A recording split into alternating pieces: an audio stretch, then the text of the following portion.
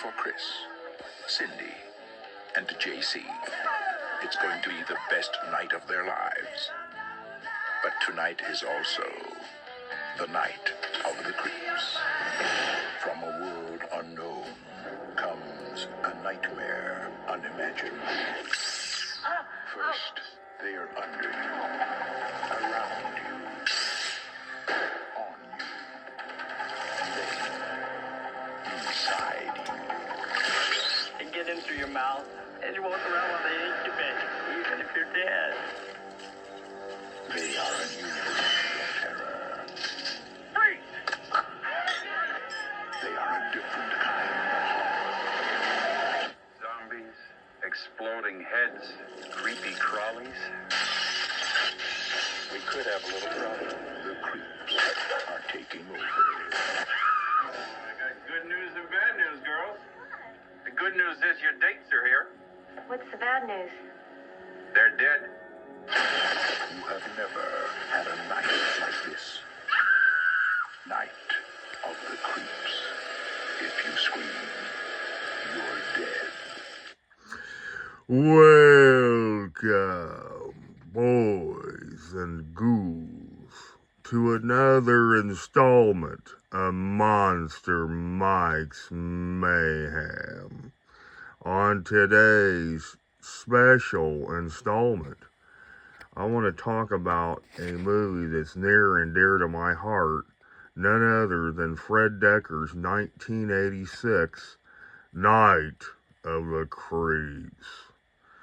Back in 1986, Fred Decker made a pop culture film that back in the day kind of flew under the radar in 86 and was not, panned by critics back in the day. And I don't know if you monsters out there agree with me, but I think it's one of the best zombie sci-fi type movies of all times. I have really grown to love this film.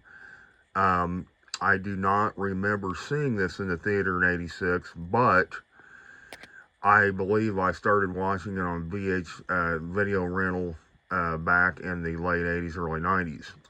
I did know that it did come on cable in the early to mid 90s, and you could watch it on there back in the day. But you could go to your local video store. I think my buddy went into like a flea market and found an actual VHS copy, which I was so jelly of him from finding it, because I really wanted that copy so badly. But he found it for like a couple bucks at a flea market. Really nice mint, sleeve, and the VHS tape was like cherry mint, no mold, no scuffs or anything on the tape. It played beautifully when you put it in the VHS machine.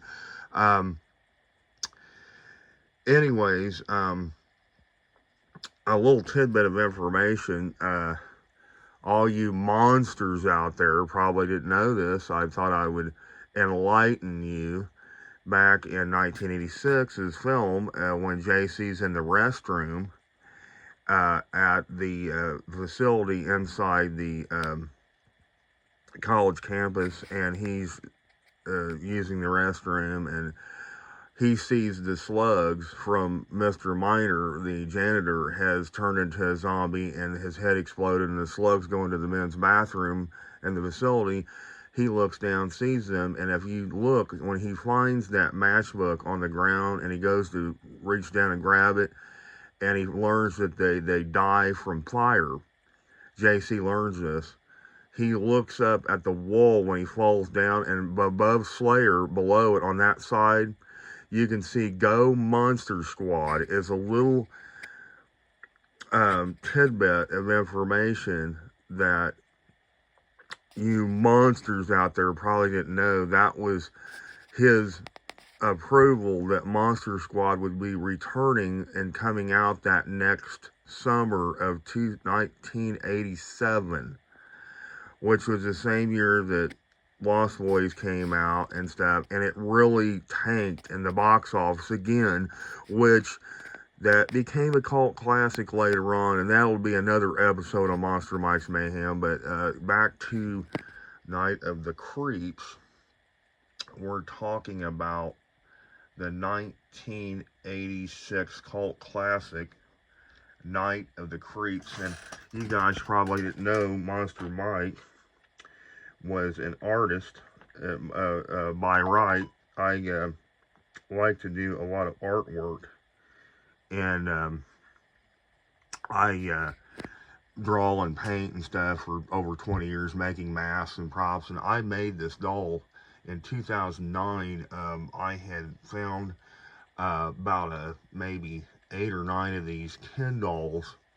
They were discounting them, and I decided, you know what, I had this light go off in my head, why don't I make some Night of the Creeps dolls? So I started intentionally going to make them for the cast and crew, because I was going to a lot of horror hounds back then, and I was going to give one to the cast and crew of the film. So my intentions were to do that. So I started making them in 09, which is almost 18 years ago. This guy's almost 18 years old. I started with the hair. I messed the hair up. You can see I took the whole costume and I completely destroyed and shredded it all the way down to the shoes. And you can see that I took a black wash and I blackwashed him, make him look like he's dirty and frayed, and he's got some dust and some scum on him and stuff. And then I went in and I took like a sharp tool, and I cut into his face and made deep gashes purposely, also in his hands, to make him look like a zombie. And then I started painting the depths in the wounds, and it made the eyes this Irish white, so it looks like he's like dead, like in the poster from 1986's poster.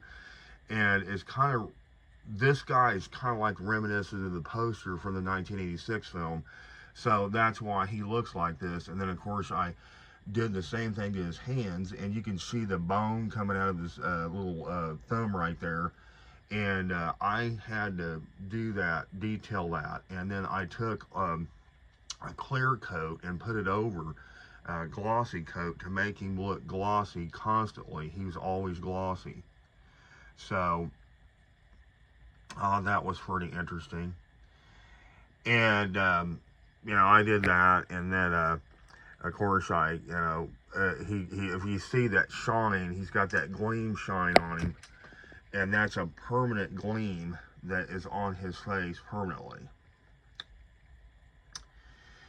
And I went to a local Michael's and I picked up, you know, some these little boutonniere things with little roses in them bunched up, and I put them in each one of the doll's hands in 09. And at first I was just kind of selling them to people for, you know, $50 or something back in 09 to about 2011, 2012. And then the first star I met was Tom Atkins around that time, and I presented it to Tom. He was really a nice guy. I met Tom a couple times, and Tom loved it. I had one of them, well, I made a couple versions with the blue cummerbund and blue bow tie, and a couple versions with the red cummerbund and red bow tie. And Tom got the red cummerbund and red bow tie version with the slug in the mouth, and the slug was all slimy and gooey and stuff. When you pushed on the chest, the slug goes in and out of his mouth. Tom loved it. He, you know, took it home with him at the convention years ago, and he's got it in his collection probably to this day. I haven't asked him about it since I've seen him a couple times at the conventions, but he probably remembers it. But I then ran into Suzanne Snyder, and Suzanne played in Killer Clowns from Outer Space, and she had dyed her hair red for the movie, and she was the one that was the blonde-haired girl that was at the inside of the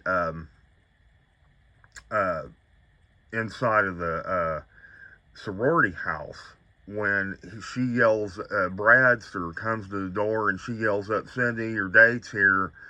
And then she walks to the door and opens the door, and Brad's a zombie, and she goes, as if, and she walks off. That's the girl that plays Suzanne Snyder. She's played in like Weird Science as the girlfriend of the two dorks in that movie, and she's also played one of the girls in the back of the pickup truck in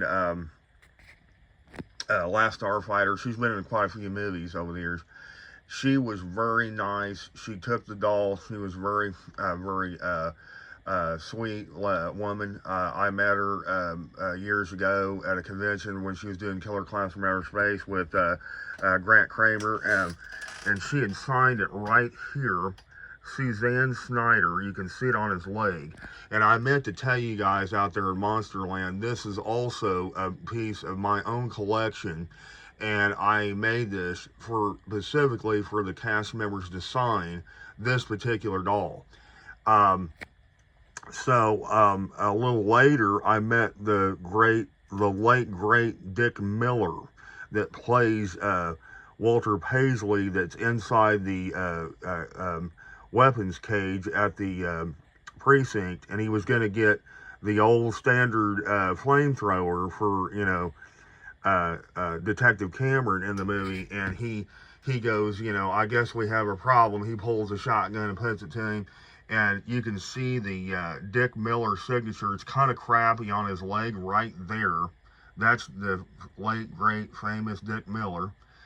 That wasn't cheap either for that autograph. We're talking like $80 for that one. So this doll has went up in some price since I started having to sign them. Then I bumped into the entire cast in 2016, a few years later, and each cast member I got to meet. And I went up and I met Jason Lively. There's Jason, holding the same doll that I got displayed here in front of you folks out there in Monsterland. That's yours truly, Monster Mike, with Jason Lively from the 2016 Horror Hound a few years back. I am holding one of the dolls in my hand, and Jason's holding the doll that's displayed in front of you guys. Then, moving along, Jill Withlow, really nice girl. She plays Cindy Cronenberg in the film. That's me holding my doll, and then she's holding the doll that I just was holding in the other photo. I wasn't going to give it to her because I was going to wait and give it to Fred Decker, but she begged me and begged me. She wanted the doll so badly. So I said, okay, that's fine. And Cindy, Jill Withlow, signed my doll, and then she gave me a big hug and a kiss, and it was awesome. I got to kiss her on the mouth. Man, she's a good kisser. Really, really nice woman. She was also in Weird Science as the perfume girl, and she was kind of snobby to Gary and Wyatt in the movie. I don't know if you guys remembered her. She doesn't do very many movies, but she's remembered for that one. I do remember her on that one. So, she was really a nice person. Moving along, I met CJ. Well, I guess it would be CJ, which would be, JC, James Carpenter Hooper, which his name is, what they call him JC. I don't know why I'm thinking the other way around, but he was a real nice guy. He was the paraplegic kid in the movie that was using the crutches, and Bradster was being a dick to him and stuff. His hair is completely white now. He's a real nice guy. He signed it on the back of the leg of the doll. That was really sweet of him to do that. I really enjoyed his company. He's a really nice guy. You guys got to meet him. He's a really nice dude. Real down-to-earth cast members in this movie. Last but not least, I met the Bradster, Alan Kaiser, and Alan signed the other back of his leg. That was one of his Sigma Alpha brothers, because he was a pledge in the film, a real dirtbag, And he played the dirtbag role really well in that movie, the old Bradster. So, yeah, he was a really nice guy to meet. Alan Kaiser. And he signed the back of the leg. And you can imagine the dolls, after, you know, having them signed by all the cast members, you know, I was able to get quite a few signatures on this doll, and including Fred Decker's. And I mean, I could probably easily ask some good money for this doll now that it's been, you know, signed by all these cast members in 2016. So I was very pleased with,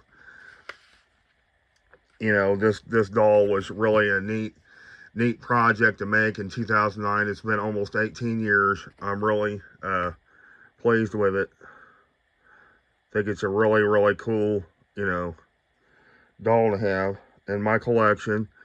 I've got it signed. So that is my custom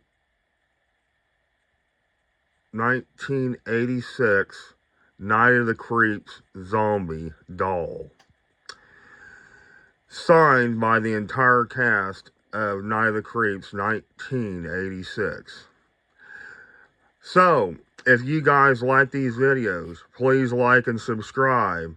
And until next time, kiddies, stay tuned and get Monster Fight.